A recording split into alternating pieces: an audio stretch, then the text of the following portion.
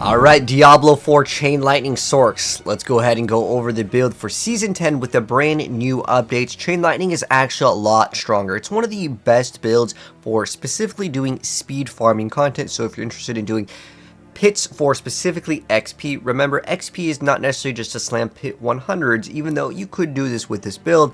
It's much better that you stick around like 70s to just try to speed farm them out in a little bit over a minute. It's really good specifically for that, but also on the Infernal Hordes, you can get crazy amounts of Aether because the build is super fast because it automatically seeks its own targets, which makes this build super strong. So for starters, let's go ahead and show off some Infernal Hordes build gameplay as well, because this is kind of like in the earlier stages. It's a really solid build for kind of leveling as well, as Chain Lightning, again, it just is able to hit so many targets super fast. So for starters, the skills that we play are going to be Unstable Currents. This is going to allow us to basically get free extra shock skills, which can actually be Chain Lightning as well, but it also just facilitates extra attack speed. It's just great. Ball Lightning, we don't even push the skill at all. But then we have Charge Bolts. You just need to fill up your bar for specifically some passives, and then we also run Chain Lightning as our main source of damage, and then we just again fill it up. The only three skills that are important here are activate Unstable Currents when it is up, spam Chain Lightning, and then use Teleport. That's pretty much it for the build. For the enchantments, we can run Chain Lightning, and then Lightning Spear. This gives us a chance to get a Lightning Spear off of absorbing Crackling Energy, and that will essentially activate our stun for the build. It also can technically apply other debuffs, but for the most part, that's what it's used for. And then for our gear, we ideally want Air of Perdition. If you don't happen to have any of the mythics, it's okay. I will also include a non-mythic variant for you guys. But if you happen to have it, Air of Perdition is going to be the best because we want as many core skills as possible. So that's the new hot thing in Season 10, to stack as many core skills on all of the builds for Sorc. That's ideally what we want. Then we want Axial Conduit. This is going to allow Chain Lightning to come back to us, then bounce back to the enemies. It also gives us ranks to Chain Lightning, which is going to significantly increase our damage. And then we're going to go ahead and run, again, more core skills. This is the important thing. Now, you also want to make sure that you hit 100% critical strike chance with the build. So getting on the offensive category, if you need it, getting that shock critical strike chance is key. Once you're at over 100, just get crit damage, vulnerable damage. It doesn't really matter too much. You get shock damage, but as long as you, again, receive 100% crit in the build, as that's important for the next thing, which is Banished Lord's Talisman. This is going to grant us core skills and our overpower on basically every other attack. The Axial Conduit absorbing energy from yourself, which is the mana, will actually count towards Banished Lord's Talisman, but it must be on the next cast of it. So it's really good, and that's when you're seeing a lot of these orange numbers occur. Then we have the Crown of Lucian. This is going to make it cost more resources, but don't worry, Axial Conduit gives us a ton of resource generation and maximum, but it's going to make our things cost more, but that's fine because Banished Lord's Talisman will activate. You guys are seeing no mana problems at all. It's an infinite mana build as well. Then we run Lightning Rod Aspect over here, where it says Chain Lightning has a chance to deal basically almost double damage over there. You can run this on a two-hander and get 180x damage. Now, it only does 25% of its chance to deal essentially like triple damage at 180. But how it does work is it's doubled against crowd-controlled enemies. That's why, again, you use the Lightning Spear that will automatically start hitting things and stunning them, therefore granting you that bonus. And then it will also have its chance doubled against the bosses. So the bosses are a lot smoother in terms of the gameplay. And then for our weapon, we want to throw on that Chain Lightning to hit twice. Since it is also a mana shield build, you do not need any maximum life anywhere in the build.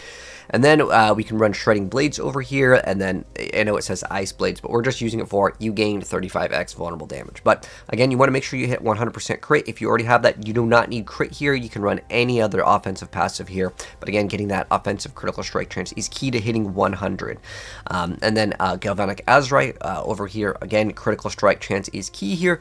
If you already have 100%, remember also in the game, it will not show off your crit to shock skills on the sheet when you just look up crit. So add that up together and make sure it's 100%. I know I'm mentioning it like 3 times here, but like it's so important because that Banished Lords, if that crit does not like count, then you do not get that big multiplier here. That's like a key thing. But if you do get that, then you want ranks to convulsions over here if you already have 100% crit in the build. And then Ring of the Starless Skies is really good. You want core skills here. And then for our runes here, we want Cervex and then Ahu and Gar. We need to get 100% crit. Now, there is a thing. Once you're at 100%, you want to run a Se. So I'm running Se in the background here. You can see little wolves. But it is really key if you do not have 100% crit. I know I'm saying this 1,000 times, but again, it's a big source of the big bonus damage. Then you can run Se over here to automatically apply vulnerability, as there are multiple sources of vulnerability in the build, but this can just make things more consistent. Plus, it applies a chill. So again, make sure you get 100% crit. Then we run Mana Shield, we run Power Siphon, and as well as Advanced Techniques, and then we can run Marred Guard. You can see I was playing it in this one over here. It's kind of up to you. You can play the Crazy Brew or Marred Guard over here. I would say, as far as it goes for the last one, Marred Guard is great, and Crazy Brew is good for more damage, so this is great for survivability. But I'll be honest, the build is super tanky already. Play whatever one that you want. If you do run the Marred Guard, make sure you unspec out of the points for like the maximum health in the skill tree with the Pyromancy one over here, if you do want to go and actually not run Marred Guard. It's up to you on if you want to play it or not. But now that we went over the gear, let's go ahead and go over the gems real quick. It's just skulls. That's the only thing that's important, and then obviously topaz, because it's running a Sorc build.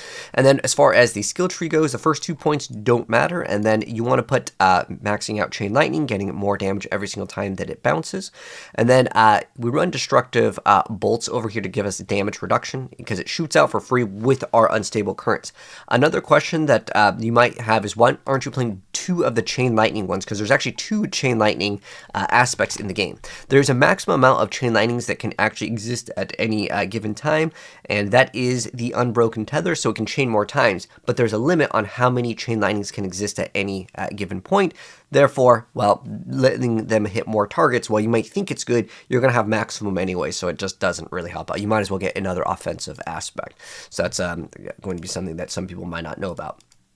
But anyways, going on to the rest of the skill tree over here, we run Teleport, we run Endurance Crackling Energy, although we do have a good source of it. You can run that damage reduction one if you want. It's just that it ramps it up to have it instantly a little faster.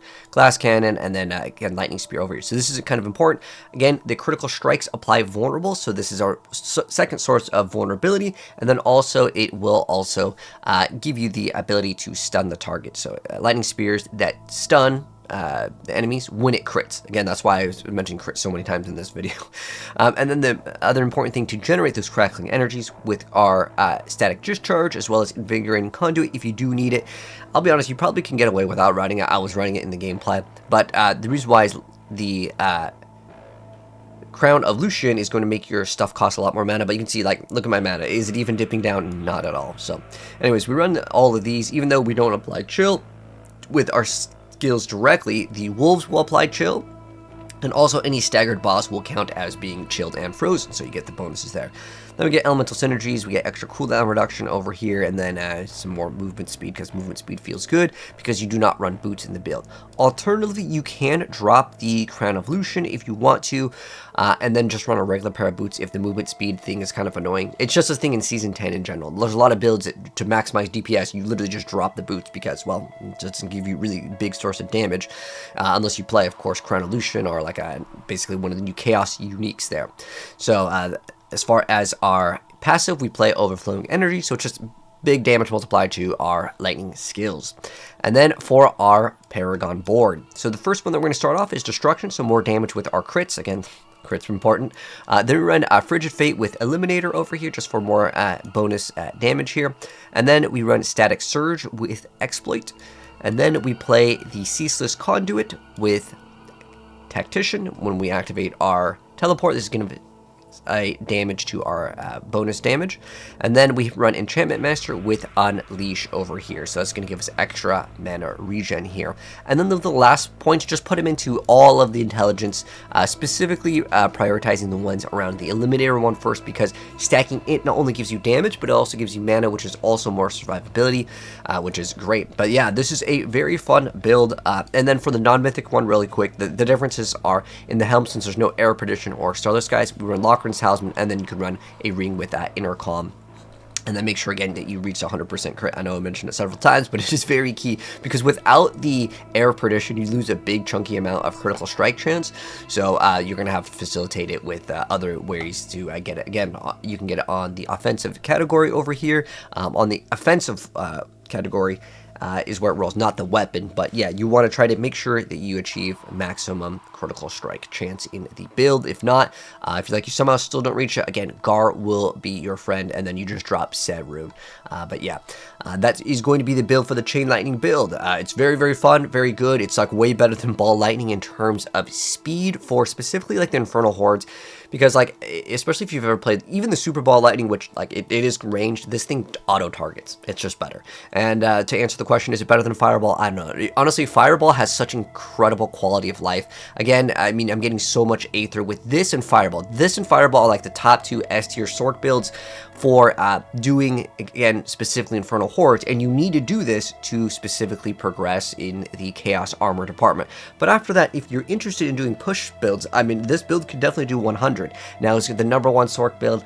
I know right now, Ball Lightning is very good, Ice Shards is still very, very strong. Those are the 2 builds that I would recommend, but I don't think that this build's terrible at all. Like, it's still way, way stronger. Any core skill, with the exception of Blizzard, is just going to be pretty much S tier. Like, you can probably do Pit 100 in every single Sorc build, but as far as it goes, I haven't really tried pushing it to the max with it. I'm still like masterworking all of the things, and then I still need to get one of like the proper Chaos Armors. But you can still see, even without it, I was still hitting like 2,000 Aether. Again, make sure that you try to select the ones that give you the Goblins. This build absolutely shreds the Goblins. I believe we got one in this gameplay over here, but that is a build that like for the Hodabarb will really struggle, and even if you get the Goblin ones, whereas this, again, it auto targets all the Goblins, and you see it basically one-shots everything here, which is really good. But anyways, the planner will be linked down below, and I'll be updating it, so if there's any changes to it, it'll be updated in the planner and also in the link in the bio if you watch this on TikTok. But anyways, yeah, that's the new Chain Lightning Sorc, guys. It's great, it's fun, highly recommend it. You can do really fast pit speed runs with it, but for pushing, I still think it's viable. It's viable, but maybe not the rank 1. A lot of the builds will be within margin of, I'd say, 5 to 10 with just stacking core skills. It becomes incredibly, incredibly powerful. This is the one where we are doing Goblins over here. And look at how fast we're just shredding the Goblins, because, again, it automatically just targets. You can't ask for more. It's an auto-aim build. Very, very good stuff. Anyways, that's going to wrap it up. If you guys enjoyed it, drop a like, sub if you're new, and I'll update you guys if there needs to be an update in the future. But yeah, Chain Lightning, definitely viable in Season 10.